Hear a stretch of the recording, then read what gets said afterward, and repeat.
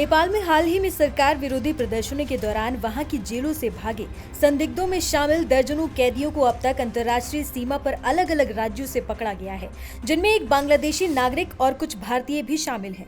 अधिकारियों ने ये जानकारी दी है। इन सभी लोगों को मुख्य रूप से सशस्त्र सीमा बल और कुछ को नेपाल की सीमा से लगे राज्यों के पुलिस बलों द्वारा पकड़ा गया है। एसएसबी द्वारा पकड़े गए लोगों को संबंधित राज्यों की स्थानीय पुलिस को सौंप दिया गया है। अधिकारियों ने बताया है कि इनमें से कुछ को नेपाली सीमा बल सशस्त्र पुलिस बल को भी सौंप दिया गया है। एसएसबी ने नेपाल में फंसे भारतीयों के लिए 3 आपातकालीन हेल्पलाइन नंबर भी जारी किए हैं, जो 24 घंटे सेवा में तत्पर हैं। एसएसबी 1751 किलोमीटर लंबी भारत नेपाल अंतर्राष्ट्रीय सीमा की सुरक्षा करता है और ये सीमा 5 राज्यों के 20 जिलों में फैली हुई है। अधिकारी ने बताया कि एसएसबी और राज्य पुलिस बल ने अब तक सीमा से कुल 50 से ज्यादा लोगों को पकड़ा है, जिनमें एक बांग्लादेशी नागरिक और कुछ भारतीय शामिल हैं। बताया जाता है कि ये लोग नेपाल की अलग अलग जेलों से भागे हैं। अधिकारियों ने बताया कि इनमें से 38 लोगों को बिहार में अंतर्राष्ट्रीय सीमा से, 22 को उत्तर प्रदेश से, 8 लोगों को उत्तराखंड से और 2 लोगों को पश्चिम बंगाल से पकड़ा गया है।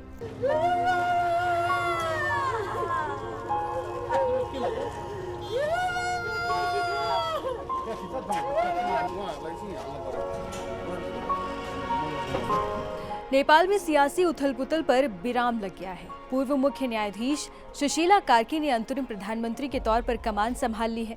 केपी शर्मा ओली को सत्ता से हटाने वाले जेनजी का गुस्सा शांत हो चुका है और उम्मीद है कि नेपाल की गाड़ी अब पटरी पर लौटेगी। लेकिन इस नई सरकार के सामने आते ही एक और बड़ी चुनौती खड़ी हो गई है। एक ऐसा दर्द जो नेपाल के इस नए अध्याय को लिखने से पहले ही सवालों के घेरे में ला रहा है। ऐसा क्या है कि सुशीला कार्की के अंतरिम प्रधानमंत्री बनते ही युवाओं ने मांग कर दी है। इस वीडियो में आपको सरल शब्दों में आगे बताते हैं कि क्या मामला है। दरअसल 4 सितंबर को नेपाल में जेनजी यानी युवा पीढ़ी ने सोशल मीडिया बैन और भ्रष्टाचार के खिलाफ भयंकर विरोध प्रदर्शन किया था। ये प्रदर्शन इतना हिंसक हो गया कि इसमें अब तक 51 लोगों की जान जा चुकी है और हजारों लोग घायल हुए हैं। इस क्रांति ने केपी शर्मा ओली की सरकार तो गिरा दी, लेकिन अपने पीछे एक गहरा जख्म छोड़ गई है। अब इस हिंसक प्रदर्शन में जान गंवाने वाले लोगों के परिजन सड़कों पर उतर आए हैं। वो नई बनी सुशीला कार्की सरकार से न्याय की गुहार लगा रहे हैं। काठमांडू के रिपोर्टर्स क्लब में इकट्ठा होकर इन सभी ने अपने प्रियजनों के लिए शहीद का दर्जा और सम्मान की मांग की है। इन परिजनों के चेहरे पर आंसू थे, लेकिन उनकी आवाज में अपने अपनों के लिए न्याय की दृढ़ता साफ झलक रही थी।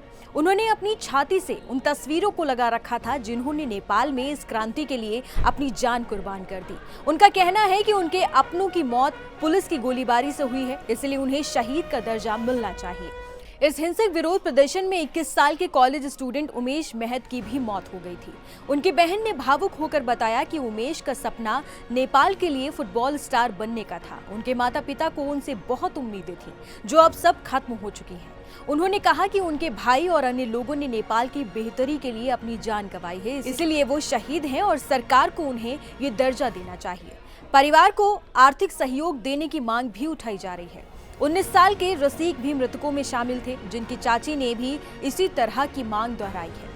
अब नेपाल की नई पीएम बनी सुशीला कार्की के सामने ये पहली और सबसे बड़ी चुनौती है। क्या उनकी अंतरिम सरकार उन लोगों को शहीद का दर्जा देगी जिन्होंने इस जेनजी क्रांति में अपनी जान गंवाई है? सूत्रों का कहना है कि मृतकों के परिजन इसे लेकर बड़े प्रदर्शन की योजना बना रहे हैं। अगर सरकार उनकी बात नहीं मानती है तो नेपाल में एक बार फिर विरोध की आग भड़क सकती है। ये प्रदर्शन सोशल मीडिया पर बैन के खिलाफ शुरू हुआ था, जिसने ओली सरकार को गिरा दिया और सुशीला कार्की को सत्ता सौंपी। अब सवाल ये है कि क्या नई सरकार उन युवाओं की कुर्बानी को स्वीकार करेगी जिनकी वजह से उन्हें ये सत्ता मिली है, या फिर एक बार फिर नेपाल में न्याय की तलाश में एक और क्रांति की आहट सुनाई देगी। आने वाले 6 महीने नेपाल के भविष्य के लिए बेहद अहम होने वाले हैं। हालांकि पूर्व मुख्य न्यायाधीश सुशीला कार्की ने एक अंतरिम सरकार की कमान संभाल ली है। चीन समर्थक माने जाने वाले केपी शर्मा ओली के इस्तीफे के बाद हुए इस बदलाव पर भारत की भी पैनी नजर है और प्रधानमंत्री मोदी की प्रतिक्रिया भी सामने आ गई है। कई दिनों से राजनीतिक अनिश्चितता पर विराम लगाते हुए शुक्रवार देर रात पूर्व मुख्य न्यायाधीश सुशीला कार्की ने देश की पहली महिला प्रधानमंत्री के तौर पर शपथ ली। काठमांडू स्थित राष्ट्रपति निवास में आयोजित एक गरिमामय समारोह में राष्ट्रपति रामचंद्र पौडेल ने 73 वर्षीय कार्की को पद और गोपनीयता की शपथ दिलाई। सुशीला कार्की नेपाल की अंतरिम पीएम बनी है। इससे आपका क्या सोचना है? क्या युवा अब शांत बैठेंगे या उनकी मांगे और बढ़ती जाएंगी? अपनी राय हमें कमेंट बॉक्स में जरूर बताएं।